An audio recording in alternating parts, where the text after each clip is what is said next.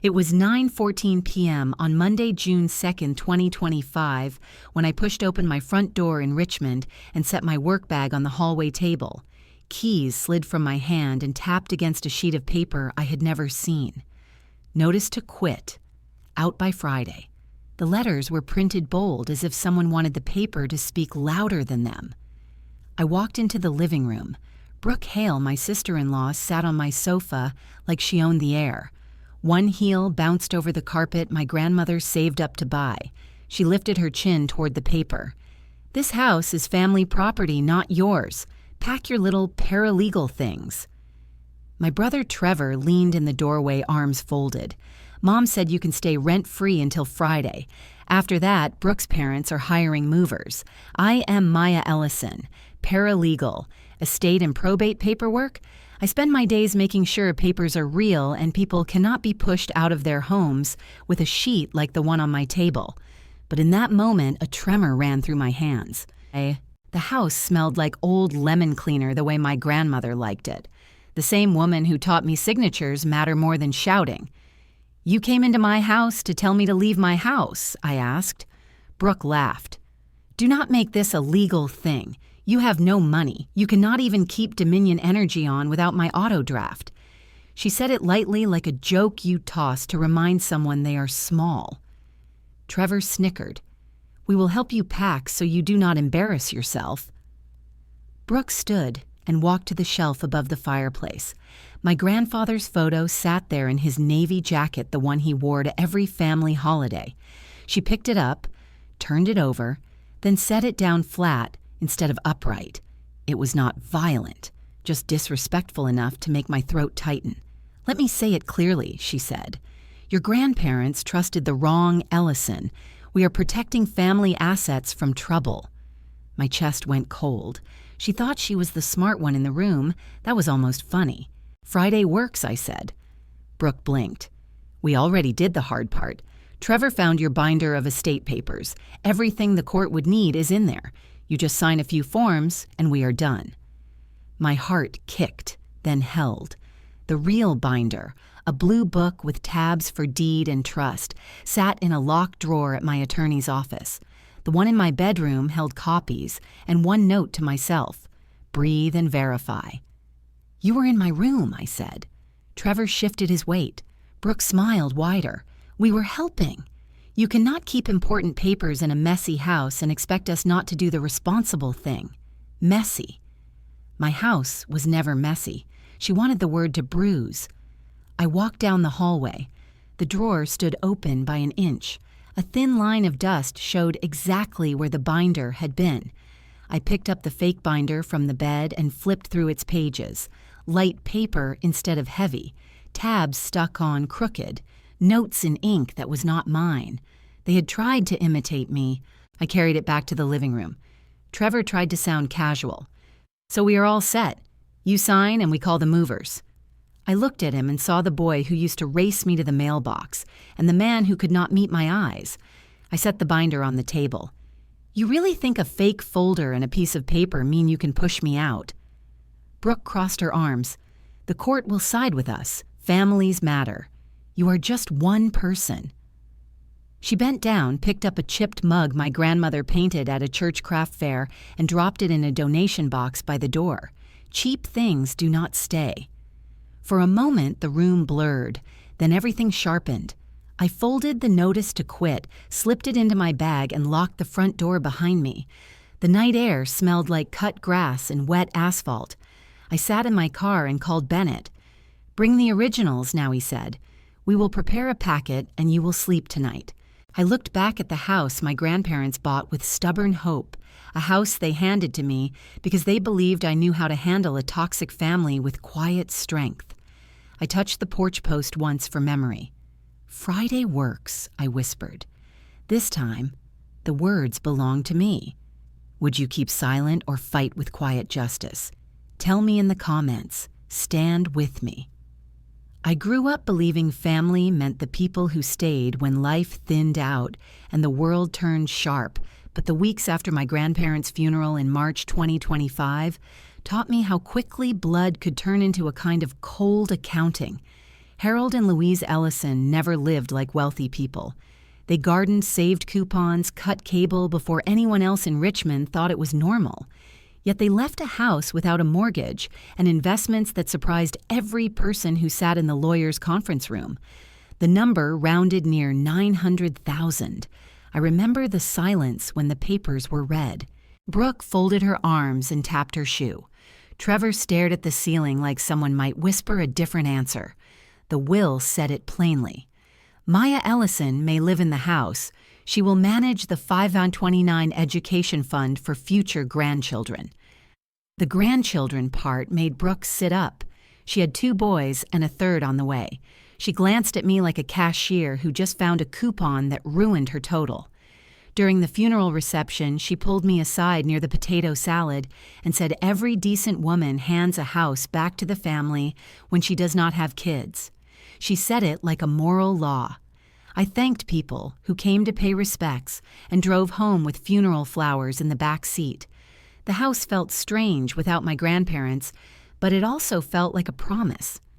I kept the lights warm, stocked the pantry, scrubbed the counters the way my grandmother taught me baking soda, then lemon water. For a moment, it felt as if grief and love could share a roof. Then the small things began. Brooke interrupted me during a family dinner at her place. I had asked where to set a bowl, and she said she is single. She does not need space. The table laughed an awkward laugh. I washed dishes afterward while she whispered to Trevor that my life looked empty, and thinking about property while unmarried was embarrassing.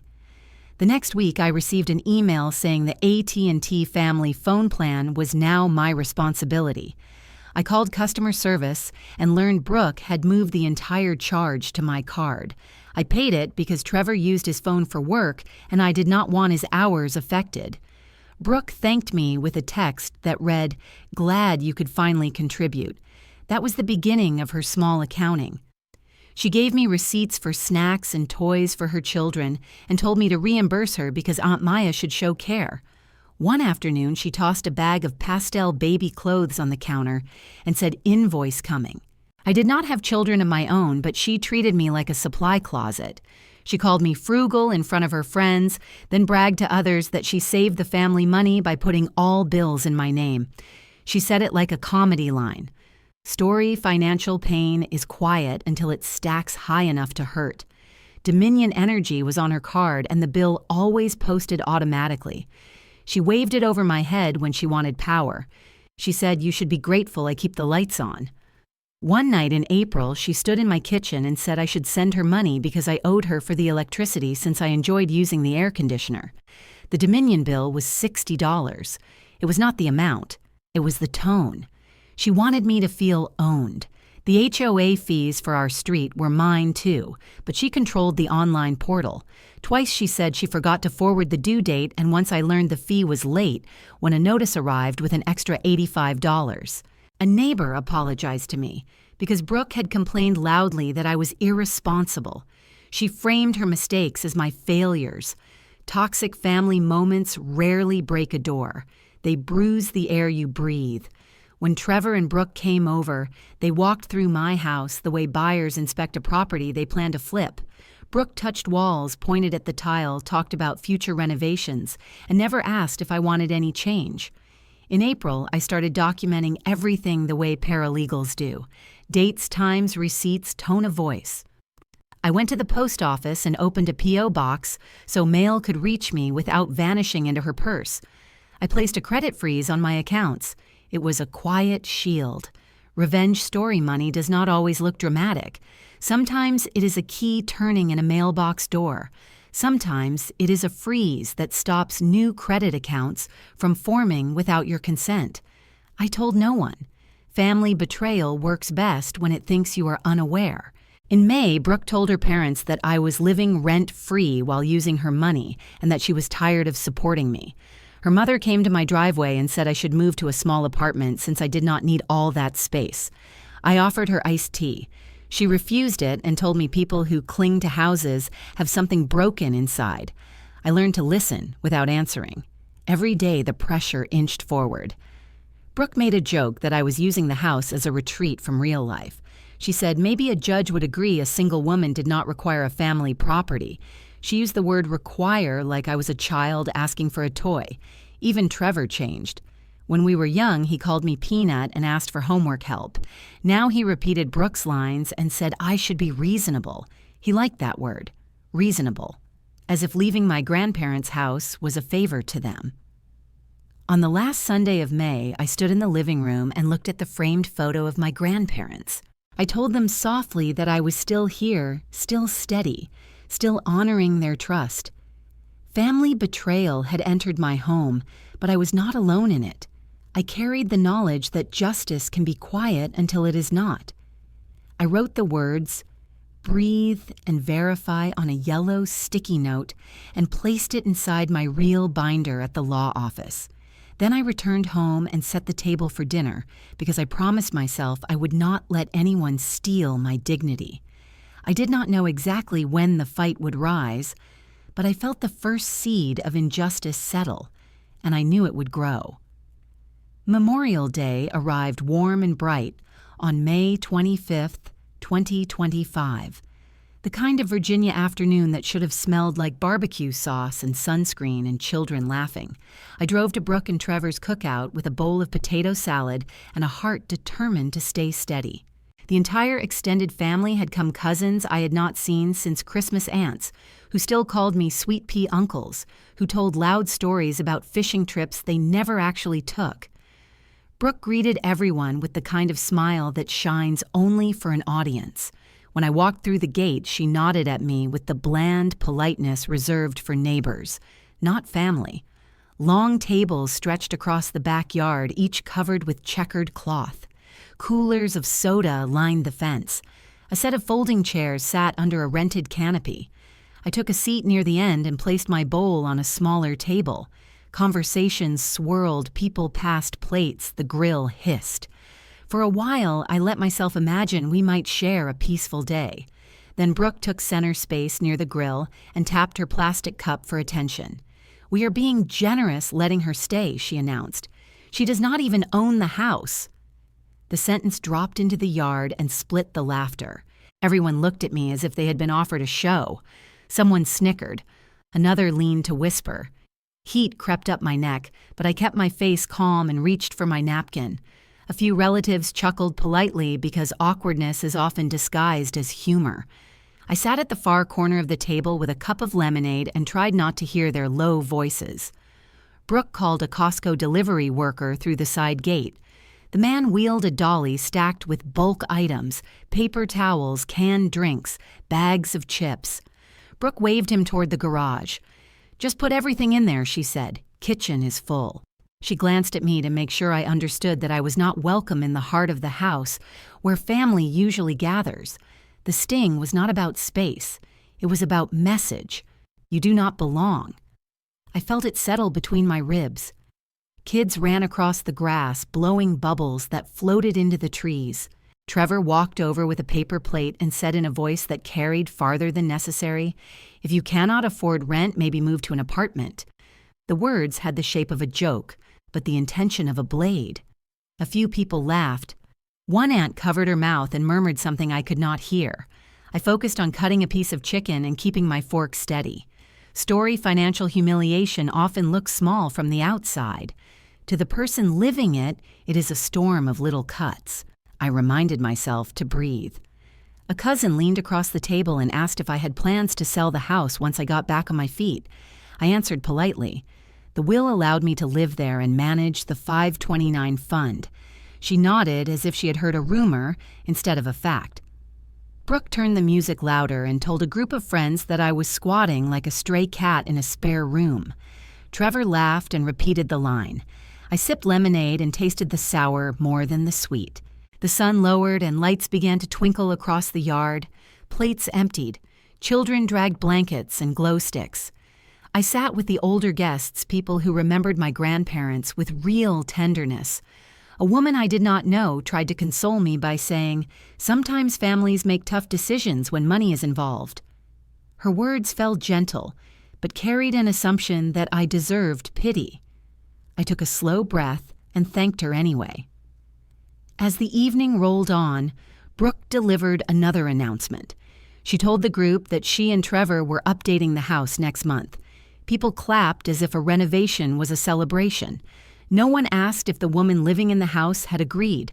I felt my chest tighten and my fingers curl around the edge of the tablecloth. Then the most unexpected thing happened. A chair scraped quietly beside me and an older woman sat down. She wore a navy cardigan and smelled faintly of lavender. I recognized her from our street but did not know her name. She leaned close enough for only me to hear. "Sweetie, did they ever record the deed under your grandparents' trust?" Her voice held wisdom and caution. My heart jolted. Very few people use the word record unless they understand real property. "Yes," I said softly. "I have certified copies." She nodded once. "Good. That is what matters." Her eyes held mine with the kind of steady comfort that does not need many words.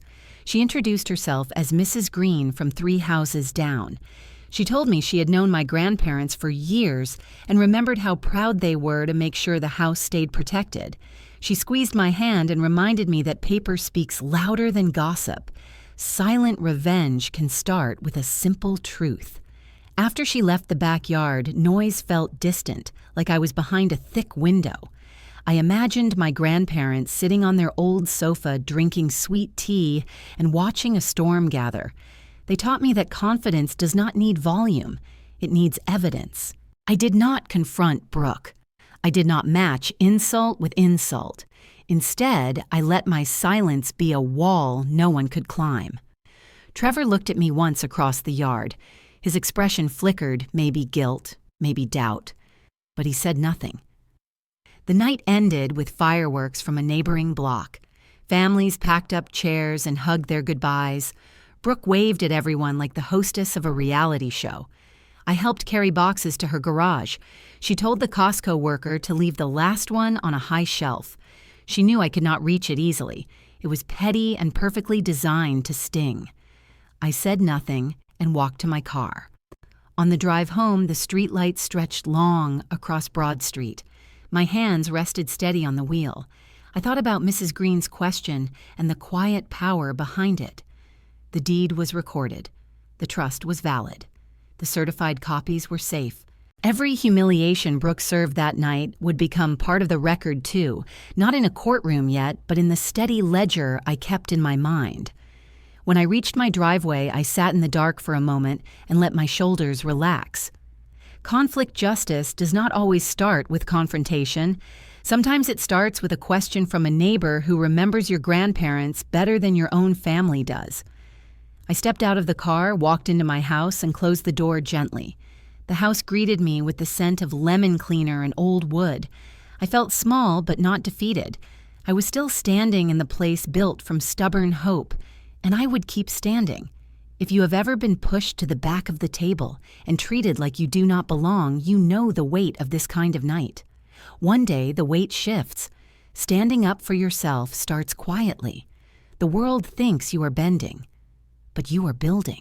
By early June, the shifts around the house became sharper and more deliberate, as if Brooke and Trevor believed the cookout had given them permission to treat me like a guest who had overstayed. The next morning, I walked down the driveway and found an empty mail slot. The mailbox door hung open, and the usual stack of circulars and envelopes was gone. Inside the house, no one mentioned it, but Brooke appeared with a folder of mail hours later and placed it on my kitchen counter without a word. She lingered long enough to make sure I saw the HOA statement on top, then carried her coffee back to the porch. It was silent, but the message spoke clearly. She controlled the flow. She was the gatekeeper of anything addressed to my name. She had the portal login and would decide what I saw and when I saw it. That afternoon, I went online to check the Dominion Energy account. The password no longer worked. I tried once, then again, careful not to lock myself out. On the third attempt, the screen flashed, "Account disabled, contact customer service." My chest tightened. I knew Brooke had tried to switch the email and reset the password. She had joked at the cookout that the lights only stayed on because of her. I called Dominion Energy and verified my identity. The representative restored my access and changed the login to my new P.O. box. He also told me that someone had tried to change the primary user earlier that morning. The house felt different after that. The air carried an unspoken pressure like someone waiting for a fuse to burn out. Trevor acted polite on the surface, but avoided eye contact. Brooke moved through rooms without knocking. I found the laundry door half open with a pair of my jeans on the floor and Brooke sorting towels like she owned every corner. Financial abuse can hide inside chores. She was counting shirts, checking labels, keeping score. One evening, I noticed an envelope tucked behind a stack of magazines in the living room. It was a late notice from the HOA addressed to me. The due date had passed. The next morning, Brooke said loudly on the phone that irresponsible people do not deserve property. The tone was sharp enough to cut. My heart thudded, but I kept my voice even when she asked if I would be a grown-up and pay it. I told her I already had. She blinked because she did not know that Dominion Energy did not own me anymore. Revenge story money can be quiet and still draw blood. I printed a new password list and placed it in my locked drawer. Brooke spent the next week opening drawers and cupboards as if she were hunting for something she thought belonged to her. One afternoon when I returned from work, my bedroom door stood half open. There was a strange stillness in the air. I walked inside and saw that the drawer where I kept financial files was pulled forward by an inch. It was too neat for an accident. She had been here again. I sat on the bed with my hands resting on my thighs and let the anger pass slowly. People imagine anger as loud. Mine hummed low and steady. That night, I logged into my Dominion account and saw the list of devices using the house Wi-Fi. There were phones and tablets and a gaming console, a small circle of control. I decided to make a small change of my own. I opened the router settings and typed a new network name. Not Your House Brooke. It was petty. It was honest. It was exactly the kind of silent revenge that carried truth. In the morning, the neighborhood kids laughed as they tried to connect for a game and saw the name pop up. Trevor looked at his phone and flushed. Brooke stormed into the hallway. "Really, Maya, are you that childish?" The words cracked because she knew it was not childish. It was accurate. It was a mirror. She hated her reflection. The neighbors noticed too. One woman watering her flowers smirked when Brooke hurried past her car. Small victories matter. Later that week, Trevor asked if I could co-sign a loan for a new car. He sat across from me at the kitchen table with catalog pages of shiny trucks and said it would help his credit score that family supports each other. I listened with calm and asked if he could show me his income statements. Without warning, Brooke slammed a drawer and snapped, "No wonder Kyle left you. You are useless." The words landed so suddenly I could not breathe for a second. A private wound turned into a public weapon. Trevor winced but said nothing. I saw something in his eyes, maybe shame, maybe agreement. I stood and washed my cup in the sink. Brooke watched like she expected me to shatter. Instead, I dried my hands, turned, and said, "I will not co-sign." That was the whole sentence. It was enough. She wanted a fight. I gave her silence. Silence is heavier than shouting. She huffed and stomped upstairs. Trevor followed. The house settled back into quiet. I knew they would try something else. Toxic family pressure never ends with a single no. That night, while they slept, I entered Brooke's office room where she stored bills and receipts. Her filing cabinet was not locked. She believed she did not need to hide anything. In the top drawer, I found HOA statements with her handwriting blaming me for late fees. I saw Costco receipts charged to my card without consent. Papers that built a small wall of debt with my name on it. I took photos of every page. I spread them gently across the desk and photographed them again with the time and date visible. I returned each sheet exactly where I found it. The next day, Brooke complained loudly to Trevor about being overworked and how she had to take care of every little thing. She pretended the world owed her a medal for keeping the house together. I listened from my room and recorded the words through the open doorway.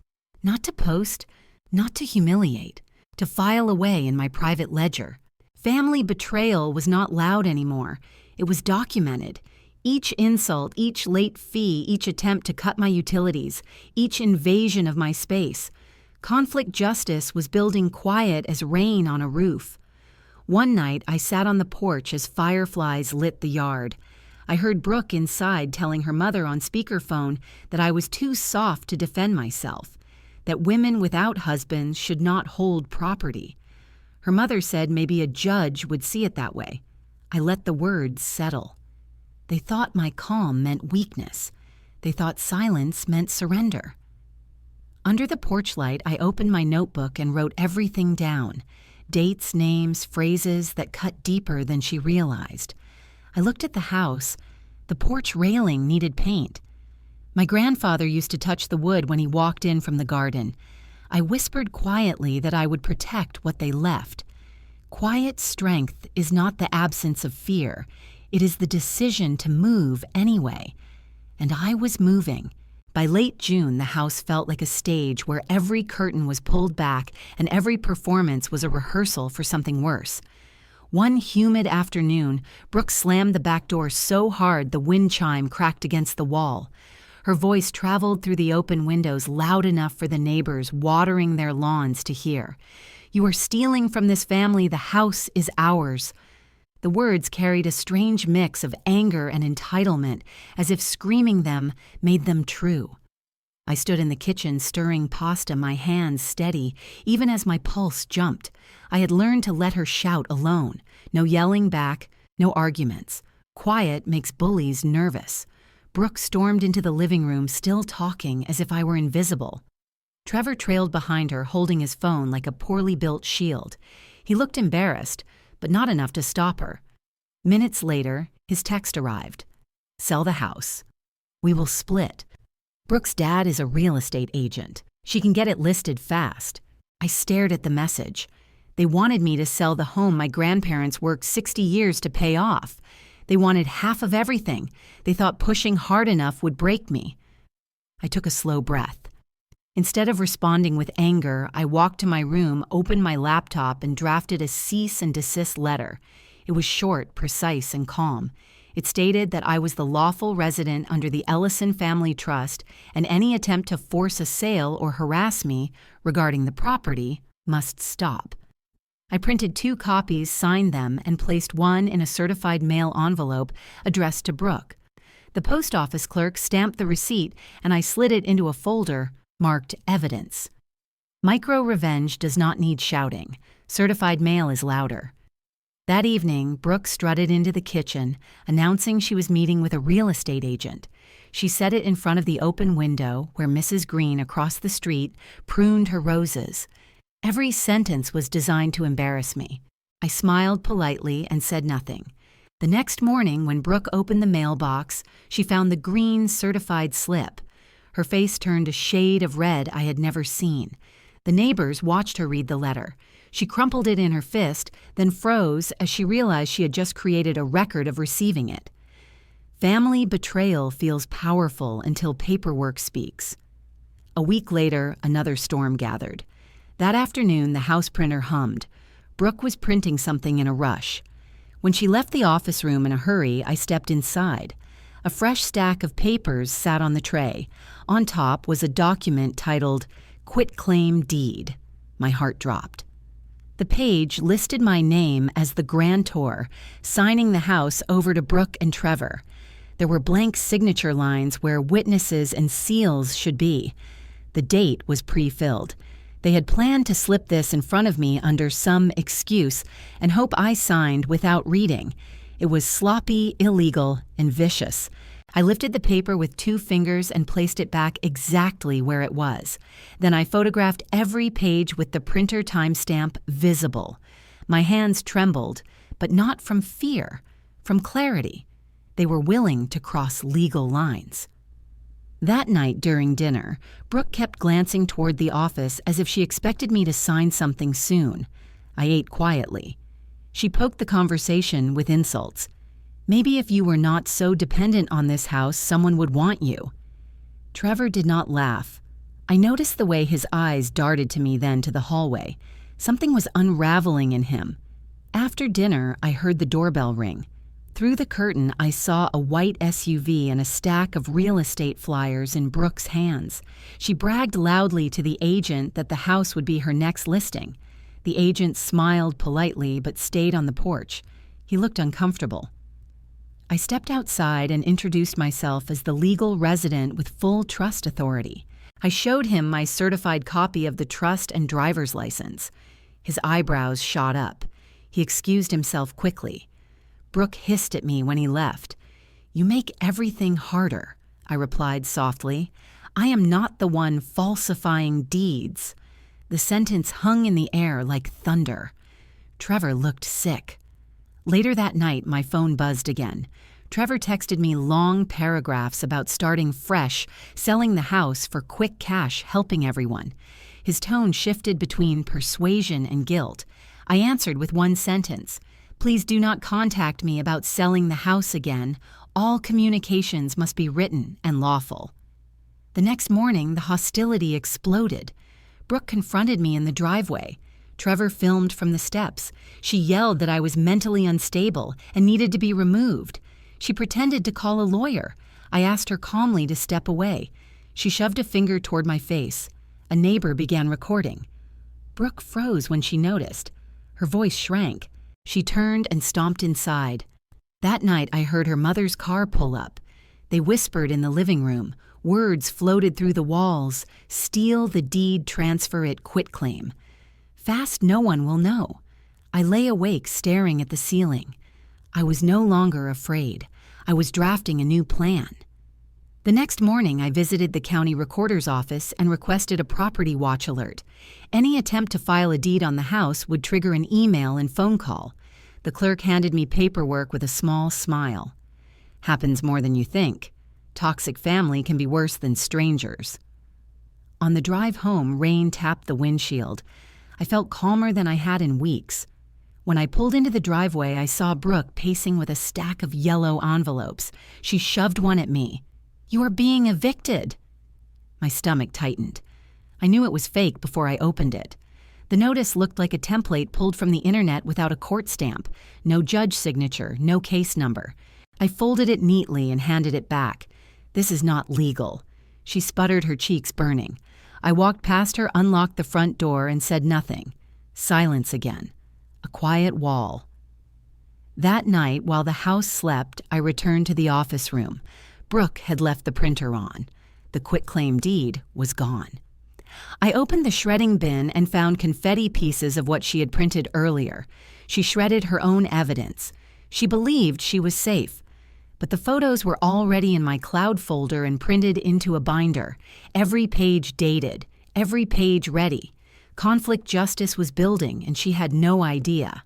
As I turned off the printer light, I noticed a second document in the tray. It was a rough draft of a letter claiming I had abandoned the property and agreed to transfer it. The signature line was forged in a shaky version of my handwriting. I stared at it for a long moment. It was both pathetic and terrifying. They were losing control. In the darkness of the office, I whispered a promise to myself. My grandparents built this house with their hands. They planted every tree in the yard. Family betrayal would not erase that. I walked back to my room and opened my laptop. I typed a new entry in my evidence log describing the forged deed and fake eviction notice. I attached the photos. Revenge emotional strength does not need anger. It needs documentation.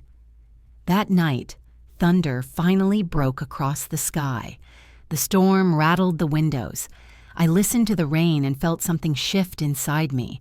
They believed I was alone. They believed silence meant surrender. But silence can be a weapon. And I was done pretending I did not see the war they were trying to start. On Monday night, the air inside the house felt so tight, I could hear my own heartbeat. The fake eviction notice lay on the kitchen table next to a half-empty glass of iced tea. Brooke stood near the counter with her arms folded, and that smile that always meant she believed she had already won. She tapped her acrylic nails against the granite and said the sentence that twisted my stomach into a hard knot. "We already hired Hanover movers. Friday morning. Hope your cheap clothes pack fast." Trevor leaned on the doorway, pretending to be bored, but he smirked at the carpet like humiliation was a joke. I held the eviction notice between my fingers. The paper shook no matter how hard I tried to keep my hand steady. Brooke watched for tears. She enjoyed pain the way some people enjoy perfume. I gave her nothing. If Friday works for you, then Friday works for me. She scoffed. She expected begging or rage, but silence frightened her more. That night the house was too quiet. Every shadow seemed to lean in. I tried to sleep, but my mind replayed every insult, every attempt to erase my name from the home my grandparents built.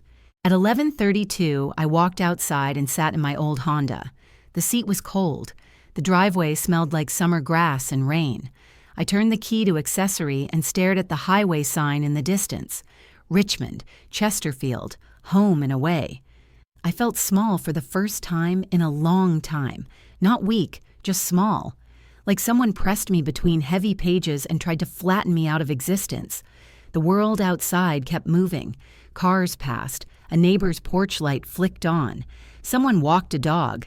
Life did not care that my family betrayal was happening 20 feet away.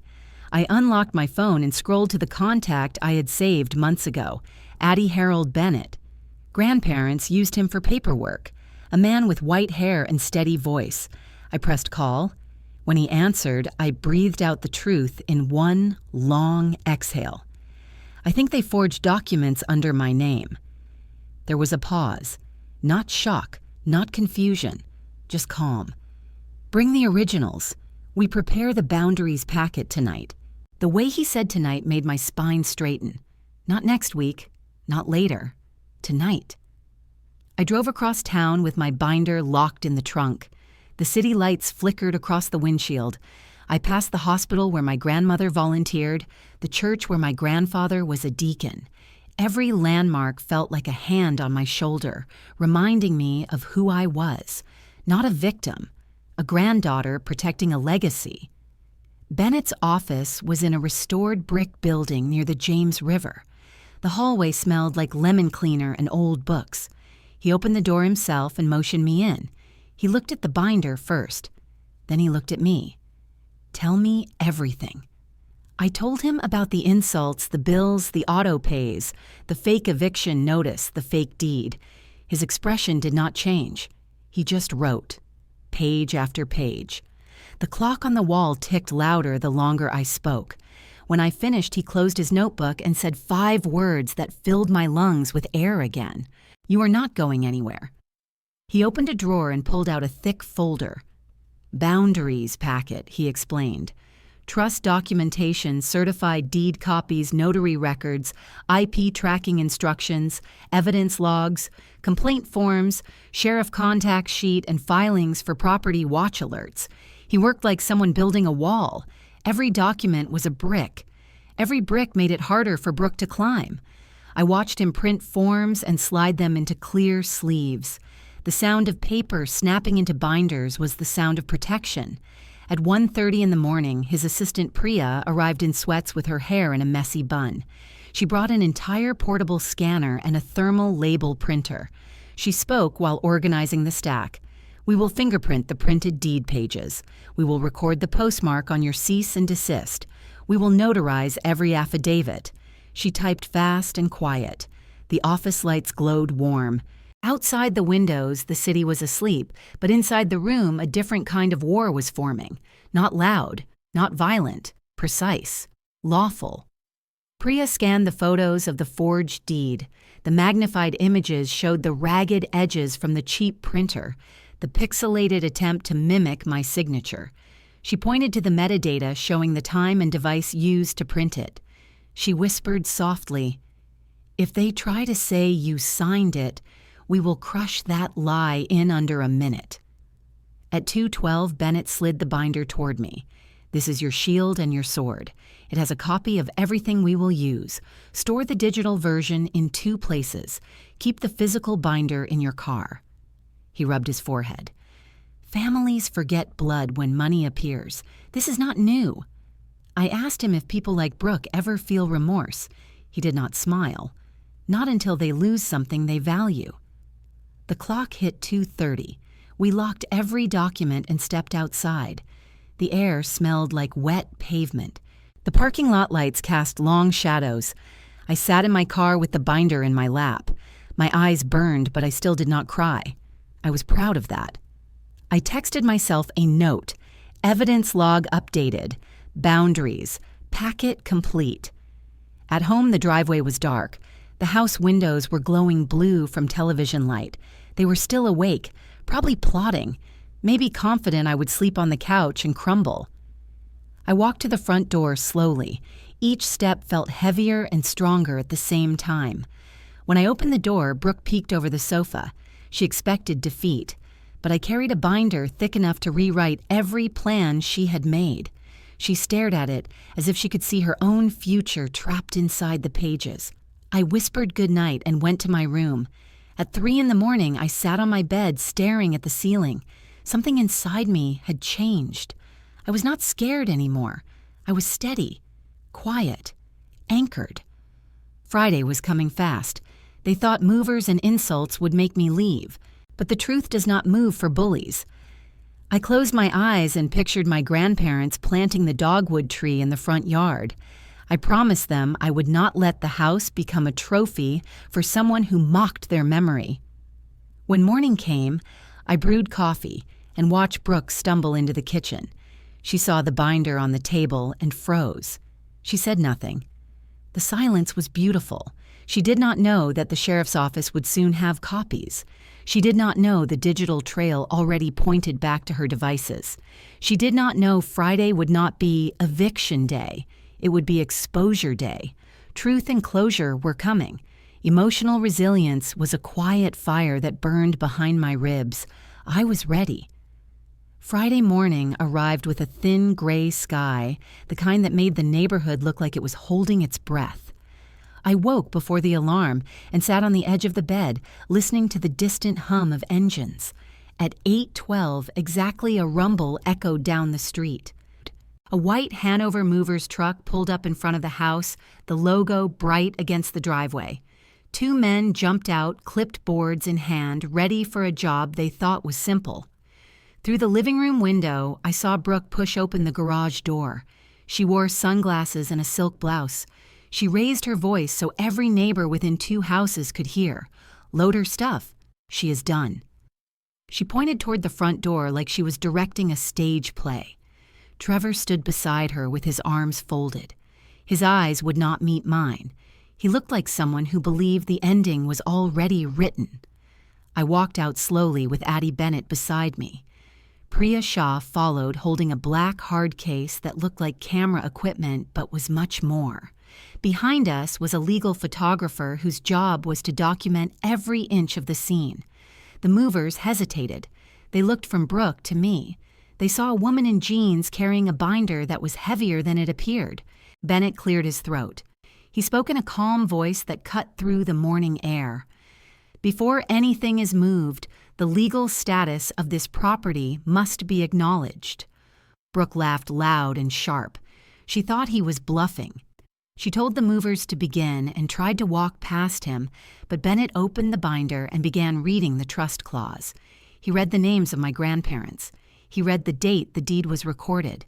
He held up certified copies embossed with raised seals that caught the light.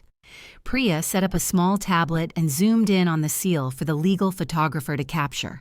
Brooke's face twitched. She did not expect official documents. She expected fear. When Bennett finished, he slid out a fraud notice and placed it on the hood of the truck for the movers to see.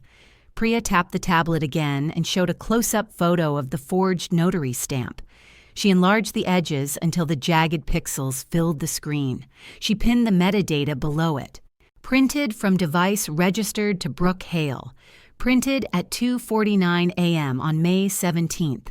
The street began to fill. Hoses stopped spraying lawns. Mailboxes stopped opening. Neighbors drifted closer. Mrs. Green crossed her arms. The foreman of the moving crew studied the documents. He looked at the forged deed. He looked at the certified deed. He looked at me. He set his clipboard down. We do not move stolen property. The sentence sliced the air.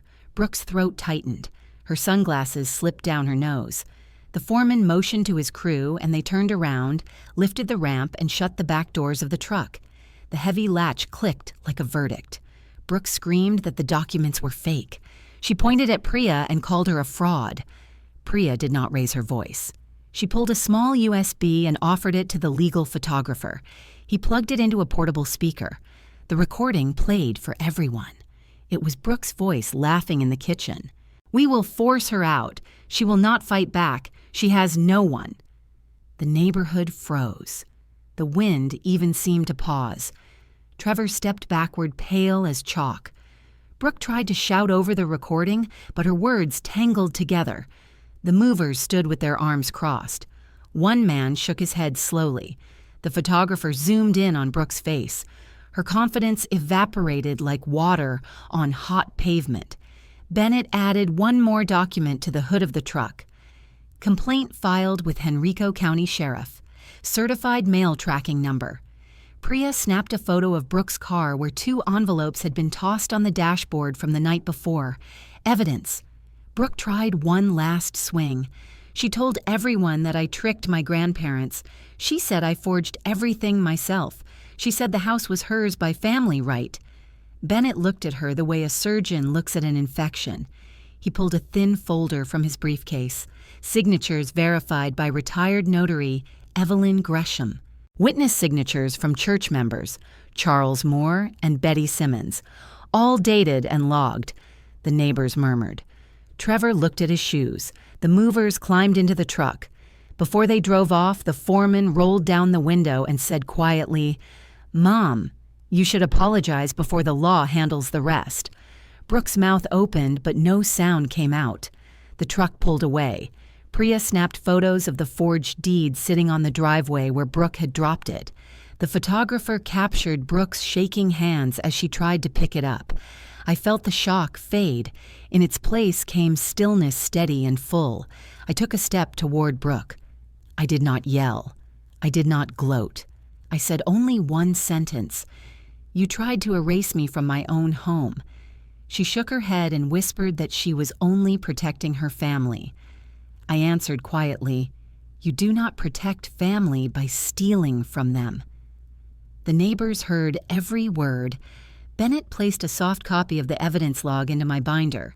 Priya whispered that the sheriff's office had already opened a file number. Brooke turned to Trevor.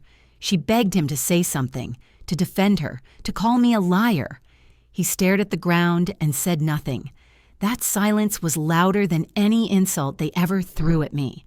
Finally, Brooke shouted that the recording was illegal and that everyone would regret listening. Bennett corrected her.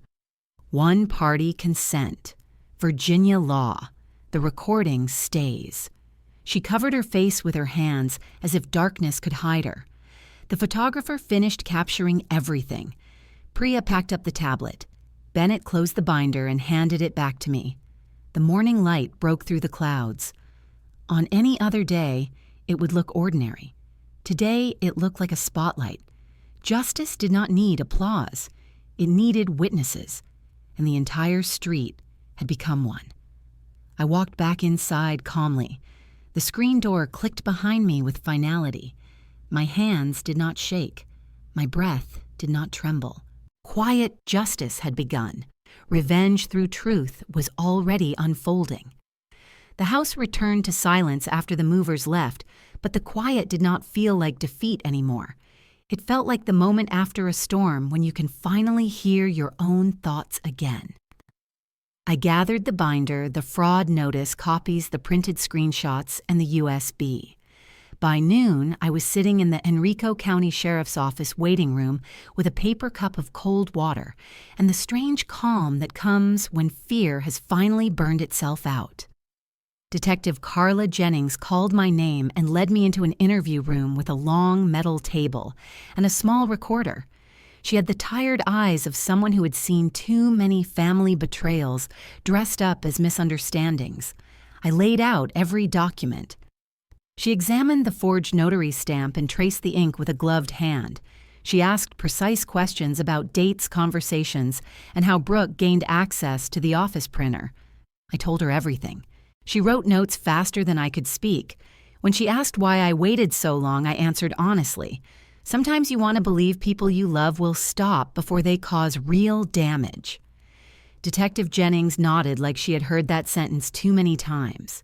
She said the evidence was overwhelming and that the law had very clear opinions about forged deeds. Before I left, she made me sign a statement and thanked me for being thorough.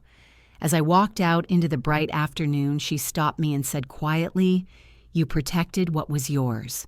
Do not doubt that." The next morning, my phone rang at 9. District Attorney Michael Alvarez introduced himself. His voice was firm and measured. He said he had reviewed the evidence packet from Detective Jennings. He said the charges would proceed: filing false instruments, forgery, attempted theft by deception. He read each one slowly as if they were nails being hammered into a board. He asked if I wished to pursue the case. I did not hesitate. Yes. He told me the paperwork would be filed by the end of the week and that a preliminary hearing would be scheduled. When I hung up the phone, the house felt different again, lighter. Not safe yet, but no longer trembling. Revenge story money had turned into legal reality. Family betrayal had turned into a case number. Late that afternoon, Trevor showed up in the driveway. He looked pale and unshaven. He knocked, but did not step onto the porch. He asked if he could talk. His voice sounded smaller than I remembered. I opened the door and stood in the frame. He kept glancing at the street as if someone might see him. He said, "Please do not press charges. Please, Maya." She pushed me. She threatened to take the boys if I did not help. You know how she is. He tried to shift every ounce of guilt onto Brooke's shoulders. He said he just wanted peace. He said family should not involve police. He waited for sympathy, for a soft place to land. But sometimes the softer you are, the more people take. I told him the truth. You chose her words. You chose her actions. You chose to stand behind her while she tried to erase me. You did not speak when you could have stopped this. He swallowed hard. He asked if there was anything he could do to make it right. I said the law will handle it now. It was the first time I saw him look afraid of consequences, not just conflict. When he walked away, he looked smaller than the little brother who once asked me for help with spelling homework. That night, I sat at my kitchen table with my laptop open. The HOA portal stared back at me. Brooke had always controlled it. She used it to blame late fees on me. She bragged about covering for me and told neighbors I was irresponsible with bills. So I drafted an email to the HOA board. I attached the cease and desist the evidence of forged deed attempts, the messages, where Brooke said she controlled the portal and would let fees pile up to make me look incompetent. I kept every sentence calm and factual. At the end, I requested that the board correct the billing record and send all future notices directly to me and my attorney. I hit send. It felt small, almost too small for everything they had done, but revenge does not need volume. It needs precision. 2 days later, the HOA responded. They apologized for miscommunication and updated the record. They also opened an internal review. On Friday afternoon at 4:30, a folded paper envelope appeared on Brooke's porch. It was a lien notice addressed to her name. Late fees that she had hidden under my identity were now officially transferred to hers. That night, I stood on the back porch watering the basil plant my grandmother once kept. The air smelled like cut grass and summer rain. Across the fence, I heard Brooke's voice crack as she read the notice. She told Trevor it was unfair. She said I was ruining her life. She said the neighbors were judging. Trevor told her to calm down. Their voices faded into the hum of cicadas. I did not smile, and I did not gloat. Justice does not always announce itself with sirens. Sometimes it arrives in a white envelope stamped in red ink. The next morning, Detective Jennings emailed me a short update. Brooke had been served. There would be no quiet erasing anymore. By the end of the week, my name was cleared in the HOA system. Dominion Energy accounts were separated. Every financial string she used to control me had been cut. For the first time in months, the house felt like my house again. Not because I won, but because I stopped letting fear decide what I could keep. Conflict justice worked slowly, but it worked. The toxic family narrative that Brooke controlled was falling apart. I slept with the windows open that weekend. The wind moved through the curtains like freedom, and though the next stage would take me into court, I felt ready. The fallout had begun not with shouting, but with signatures, notices, and evidence. Silent revenge was steady and real. August arrived with thick Virginia heat and a courtroom packed tighter than church pews on Easter Sunday. Word had spread through the neighborhood and farther carried by whispers, screenshots, and the recording that Priya had played in the driveway.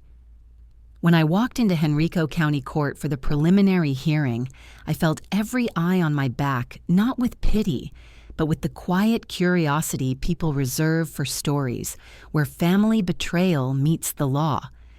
I sat at the plaintiff's table beside Addie Bennett and Priya. Brooke entered moments later, escorted by a bailiff. Her hair was unbrushed. The confidence that once spilled out of her mouth like spoiled perfume was gone. She clutched the sleeves of her cardigan like a child who expected punishment. Trevor sat behind her head, low knees shaking under the wooden bench. The judge, Elaine Whitaker, took the bench. Her reputation was strict and unforgiving where forged deeds and fraudulent claims were concerned. The courtroom hushed. The clerk read the charges: filing false instruments, forgery, attempted theft by deception. Each count echoed across the room with weight. Brooke's attorney argued this was a family misunderstanding, a dispute blown out of proportion. He said emotions were high after the funeral, that paperwork can be confusing, that Brooke did not fully understand the legal implications of her actions. Judge Whitaker raised one eyebrow, unimpressed. Bennett stood and introduced the evidence packet: certified copies of recorded deeds, metadata from the forged notary stamp, IP logs tied to Brooke's home network. Priya walked to the front with the forensic report. The projector hummed to life. She clicked to the first slide. A high-resolution close-up of the forged notary stamp filled the courtroom screen. The edges were uneven pixels stretched and jagged. Then she pulled up the metadata, printed on May 17th at 2:49 a.m. Device ID registered to Brooke Hale. The courtroom murmured. Brooke's attorney tried to object, but Priya had already advanced to the next piece of evidence: a deepfake video Brooke had attempted to create. The file showed my voice confessing to selling the house and hiding the money. It would have been almost believable, except for the forensic markers Priya highlighted: glitched pixel clusters around the mouth, inconsistent eye movement, audio waveform that did not match natural speech. She zoomed in further until the judge could see the synthetic patterns.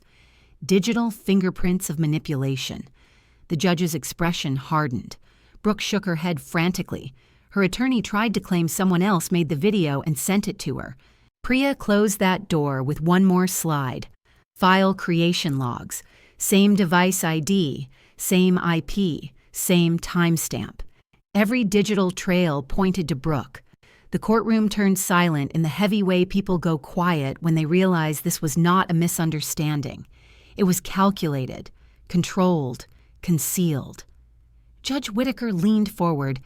"Miss Hale, did you attempt to falsify legal evidence to remove Miss Ellison from her rightful home?"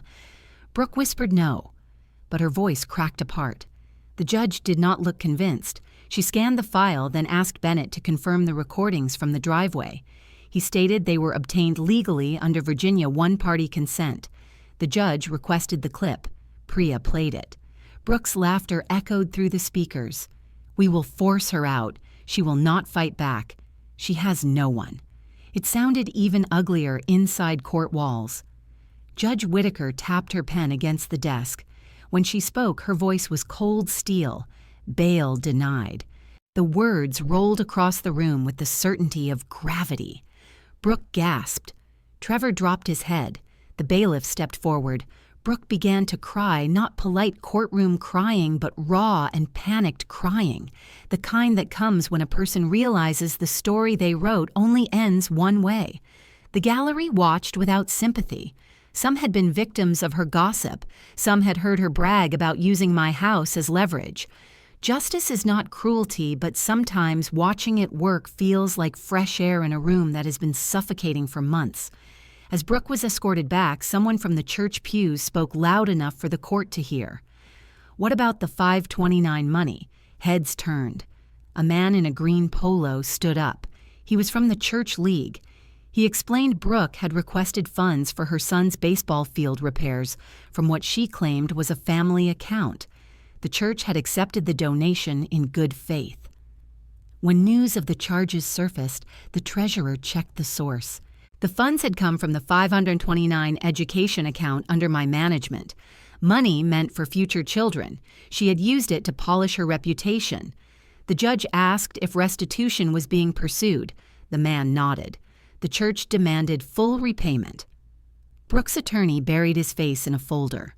The spectators whispered shock rolling through the benches. I sat still. I did not smile. Dignity over money mattered. The law would protect the funds, but hearing the truth spoken aloud in front of neighbors, church members, and strangers felt like a door unlocking inside my chest. For months she had painted me as a burden, a freeloader, a shadow. Now the facts stood taller than her lies. Trevor tried to speak before the judge dismissed the room. He said Brooke was stressed that she had always tried to care for family, that she only wanted fairness.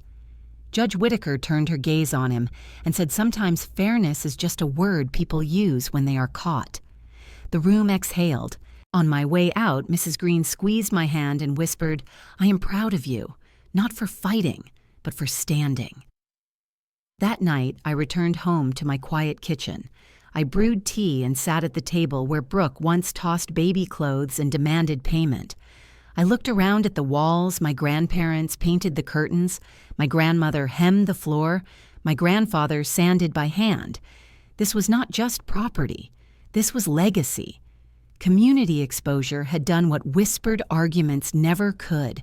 It put light on the dark corners where deceit tried to hide. The preliminary hearing was only one step, but the tide had turned. Standing up for yourself was not loud. It was steady. Dignity over money meant holding the line when every insult tried to push you back. I closed my binder and breathed, knowing that the next chapter would carry its own battles. But for the first time, the whole town had seen the truth. September brought a change in the air, the kind that made leaves turn early and neighbors stand a little quieter when Brooke's name came up. The courthouse hallway was full again on sentencing day, not with anger or drama, but with a kind of collective waiting the way people wait when justice is about to speak out loud. I sat in the second row with Bennett and Priya Binder on my lap, fingers laced together so I would not clench them. Brooke entered wearing county beige and a stare that wandered everywhere except toward me. Trevor followed pale and exhausted, as if months of pretending everything was fine had drained him dry. When Judge Whitaker stepped in, the room straightened like someone pulled a string across every spine. The sentencing began with a review of every count. Forgery of legal documents, filing false instruments, attempted theft by deception, tampering with education funds, attempted fraudulent transfer of a recorded deed. The words were heavy stripped of excuses. Brooke's attorney asked for leniency. He said she was remorseful. He said her children needed her. He said prison would destroy the family. Judge Whitaker looked over her glasses and read the line written in her notes. This defendant attempted to erase the lawful owner of property through deception and fraud. The intent was deliberate and prolonged. The harm was real. She paused long enough for the gallery to feel the weight. 5 years suspended sentence, 1 year of supervised community service, mandatory restitution of the entire 529 account, including interest-full payment of legal fees and an order prohibiting interference with property or assets owned by Maya Ellison for a period of 10 years. Brooke gasped, like the air had left her body. The clerk recorded the orders. The court reporter wrote every word, and it was final permanent stamped into records that would not go away even if Brooke tried to retell the story differently. Trevor stood when the judge asked if he wished to speak. His voice trembled. He said he never meant for things to go this far. He said he thought it was a misunderstanding. Judge Whitaker asked him a single question. Did you know your wife was attempting to remove your sister from her legal home? Trevor's silence was the answer. The judge ruled that as a participant who benefited from the attempted fraud, he would reimburse the 529 account $50 each month. A symbolic repayment, but symbolic wounds can be the deepest. $50 a month meant thinking about me every time he opened his wallet. It meant remembering the law does not forget. When the sentence ended, Brooke cried into her hands. The bailiff guided her toward the exit to process paperwork. She would not wear shackles, but the humiliation was heavy enough. Her friends avoided eye contact. People who once believed her stories now looked at their phones or tied their shoes. No one rushed to comfort her. The courtroom doors opened and the afternoon sun hit her face like a spotlight. A few church members stood outside. One woman asked about the baseball field funds. Brooke tried to say it was a misunderstanding. The woman held up a letter showing the church board's vote to remove her from the volunteer roster. No more charity events. No more committees. No more pretending she was the generous one. She tried to argue, but the woman answered softly, "You stole from children for your pride. Our community runs on trust. We cannot welcome someone who breaks it." News travels quickly in small places. By evening, the story reached the next-door neighborhood page, where residents posted screenshots of public court records. There were no insults, only facts. People commented about how dangerous forged deeds were. Others wrote they were grateful the court protected property rights. Someone said my grandparents would be proud. I did not reply. Dignity over money meant letting the truth speak for itself. The next morning, I received a letter from the HOA. They had concluded the internal investigation. Brooke was fined for falsifying contacts and misrepresenting billing control on the community portal. The lien would remain until paid. Her name would be flagged in the system, so no future account could be managed under deceptive conditions. It was dry official language, but it felt like closure stamped in black ink. Later that week, I drove to the grocery store for coffee and bread. In the parking lot, a woman from church approached me. She said she wanted me to know the congregation understood what happened. She said Brooke had often bragged about keeping me in line. She said many never believed her, but no one had proof. Now they did. She squeezed my hand and whispered that justice may come slow, but it never loses its way. On Friday night, Trevor came to the front porch. He held $50 cash. He tried to hand it to me. I told him payments must go directly to the 529 account through the attorney. He asked if I hated him. I told him no. Hate is loud. What I felt was quiet, a kind of distance that would never close again. He looked smaller than I had ever seen him and walked away with his shoulders folded inward like a tired umbrella. Inside the house, I set the kettle on for tea. The kitchen smelled like lemon soap. The hum of the refrigerator was soft and steady. I looked out the window toward the street. Children rode bikes. Dogs barked in the distance. Life had continued even as mine bent and reshaped itself. I knew the sentencing was not about revenge. It was about restoring what was broken. Toxic family wounds cut deeper than money. Family betrayal leaves bruises you cannot show. But conflict justice worked. The law had done what shouting never could. Around 9, my phone buzzed with a message from a neighbor. A screenshot of the next-door post where someone wrote Maya stood up for herself with grace. That sentence made me close my eyes and breathe. I did not feel triumphant. I felt whole. Every consequence Brooke faced came from her own choices. Every repercussion was earned. Quiet justice does not need applause. It only needs truth. I poured my tea and sat in the living room where my grandparents once read newspapers and argued about crossword puzzles. The walls felt safe again, not because I won, but because the lies had finally stopped. The sentencing marked the end of one story and the beginning of a quieter chapter. The house felt like mine again, not through anger, but through dignity. The courthouse sidewalk was nearly empty after sentencing the crowd thinning into cars and quiet driveways. I walked toward the parking lot with Bennett and Priya when Brooke's attorney came jogging behind us. He asked if we could wait. I almost kept walking, but something in his expression made me stop. Brooke followed him, still in her county beige, still pale, still shaken by the judge's words. She looked smaller, not physically, but in the way someone looks when the story they tried to build has collapsed under its own lies. She held a stack of papers trembling in her hands. She asked if we could talk alone. Bennett stepped back but stayed close enough to hear. Priya remained beside me, calm and steady. Brooke's voice cracked as soon as she spoke. "My kids will suffer. Please sign." She held out a letter addressed to the judge requesting a reduction in restitution.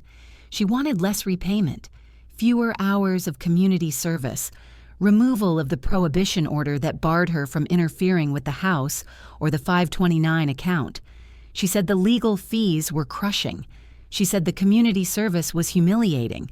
She said the restitution would take her years. I listened without interrupting. When she finished, she whispered a line she had used long ago when she believed power belonged to her. "We are family. Family forgives." In another life, that sentence might have hurt. Now it sounded like a broken tool. I reached into my binder and pulled out a single sheet. Checklist for respect. Bennett had helped format it, but the words were mine. No yelling, no revenge, just terms she would need to meet if she truly wanted grace. I handed it to her. She unfolded the page with shaking hands. Her eyes skimmed the first line. Public apology addressed to the neighbors and the church, acknowledging the forged deed, the deep fake, and the attempt to remove me from my home. She flinched. The next line required full repayment of the 529 account, including interest with proof of each deposit. Her mouth tightened. The third line required zero contact with me or my property for 24 months. No texts, no calls, no unannounced visits. She whispered that it was cruel. Priya answered in a calm voice. Boundaries are not cruel. They are protection. The fourth line required her to remove all defamatory posts and messages and submit screenshots proving deletion. Brooke shook her head. She tried to argue that this would ruin her reputation further. I did not raise my voice. You ruined your own reputation when you tried to erase mine. She looked at Trevor instinctively as if expecting him to jump in and defend her. He stared at the pavement hands buried in his pockets. His silence was loud. Brooke folded the paper halfway and said she could not sign something so harsh. She said she needed compassion. She said I was better than this. She said forgiveness meant letting go. I told her forgiveness was not the same as forgetting. I told her forgiveness without accountability was just permission to hurt me again. She tried one more time. My children will hate me if this becomes public record, I answered softly. Then teach them the truth so they do not grow into the same choices. The words hit her like cold water. She stared at the checklist as if the ink itself was cruel. She asked if I could remove the public apology. I said no. She asked if she could repay only half of the 529 funds. I said no. She asked if the no contact order could be shortened. I said no. Her face twisted a mixture of anger and desperation. She clenched the paper so hard it bent. She whispered, "You are punishing me."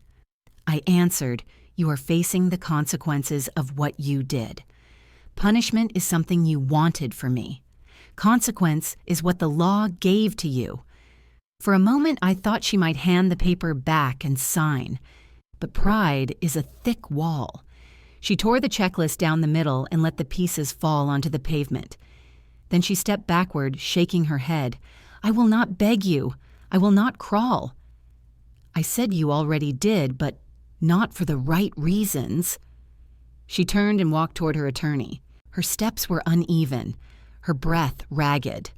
Trevor followed her but looked back once like he wished he had chosen differently months ago. I bent down, picked up the torn pieces, folded them neatly, and slipped them back into the binder. Bennett exhaled and asked if I was all right. I told him yes. Justice does not need applause. It only needs clarity. Priya squeezed my shoulder and said the most important thing. She chose her outcome, not you. We walked to the car. As we drove home, the sun started to set, smearing orange across the sky. The neighborhood was quiet when we pulled into my driveway. Children rode bikes. A dog barked somewhere down the block. The world kept moving. I stepped into the house and closed the door behind me. No shaking, no fear, just stillness. That night, I made dinner. I played soft music. I sat at the kitchen table where Brooke once tossed bills and demands across the wood as if I were a servant. I looked at the empty chair and felt the weight lift. She had asked for the chance to erase consequence. She had refused the terms that required honesty. That was her answer. The next morning, I received an email from the district attorney's office. They confirmed Brooke had declined to pursue a reduction agreement. The sentence would stand. The restitution would continue. The case would remain on public record. I closed the email and smiled lightly, not in triumph, but in relief. The part of my life where I was afraid of losing everything was gone. The part where I knew I could protect myself had finally arrived. Justice did not roar. It whispered. It stood firm when someone tried to bend it. Standing up for myself had taken time, evidence, and patience. But now there was a line between what had been and what would never be allowed again. I washed the dishes, dried my hands with a towel, and looked out the window at the yard my grandparents tended. The house felt whole again, and so did I. November settled over Richmond with crisp air and gold leaves drifting across the lawn, gathering at the base of the porch steps like quiet reminders that seasons always change. The house felt warmer now, not because of anything new, but because the shadows that once lived in the corners were gone. I spent Sunday fixing the kitchen cabinet doors that had hung crooked since summer. My grandfather would have teased me for taking so long to get to them, but he would have been proud that I was learning the things he always told me were worth knowing. The drill hummed, the hinges tightened, and the cabinet door closed with a satisfying click. When the work was done, I lit a candle that smelled like vanilla and cedar. I opened a book and read for a while, leaning against the counter where my grandmother used to knead bread dough. The hum of the heater, the soft turning of pages, the steady rhythm of my breathing, all of it felt like healing, stitched into ordinary moments. Just after 4, the doorbell rang. Mrs. Green stood on the porch holding an apple pie wrapped in a towel. She said she baked too many and wanted to share. I knew she had only baked one, but sometimes kindness is a gentle fiction. We sat at the small table and ate pie with forks and napkins. No plates the way my grandmother used to do. Mrs. Green asked how I was holding up. I told her the truth. Better, lighter, steadier. She nodded. She said justice has a long road, but it always finds its way home. Before she left, she walked to the wall near the hallway, where a small wooden plaque hung. Respect is the only rent. I had carved the letters myself, sanded the edges smooth and stained the wood until it matched the old trim. She touched the plaque with her fingertips and smiled. That evening, the sun dipped low and the air turned colder. I pulled the trash bin to the curb and heard footsteps on the sidewalk. Trevor stood by the mailbox, hands in his pockets. He walked toward me with slow steps like someone approaching a place where he was no longer sure he belonged. He did not ask to come in. He held out a white envelope with $50 inside and said it was for the 529 account. His voice was quiet. He said he was sorry. Not in the rushed way people say sorry to end a conversation, but in the kind of voice that carried the weight of consequences. I did not ask him to stay. I did not ask him to explain. I thanked him, and that was enough. He left without looking back. I walked down the driveway and slipped the envelope through the mail slot addressed to Bennett. Symbolic money, symbolic repair, symbolic growth. A step, not a return. I closed the gate and the latch clicked softly like the house sighing into peace. I sat on the porch swing and watched the street settle into evening. Porch lights flickered on one by one. A dog barked. A car door shut somewhere down the block. Life was simple again. The house that once felt like a battleground was now just a home full of quiet, full of history, full of breath. My grandparents had trusted me with something more than walls and a roof. They trusted me with dignity, and I had finally learned how to defend it without losing myself. Inside, I washed the last pears from the fruit bowl and set them in a glass dish for the week. I turned off the lights and let the moon spill silver across the living room floor. I did not think about Brooke or courtrooms or forged papers. I thought about the small promises we make to ourselves when the world tries to bend us. Promises to stand, to speak, to hold our ground. Before going to bed, I walked to the plaque one more time. Respect is the only rent. I traced the carved letters and whispered thank you to the house for staying with me through every twist of the story. I opened the front door, looked out at the quiet street, and closed it gently behind me. No fear, no bitterness, just peace settling in like a warm blanket. If you believe in quiet justice, dignity over money, and revenge through truth, leave a comment saying, "I stand with Maya."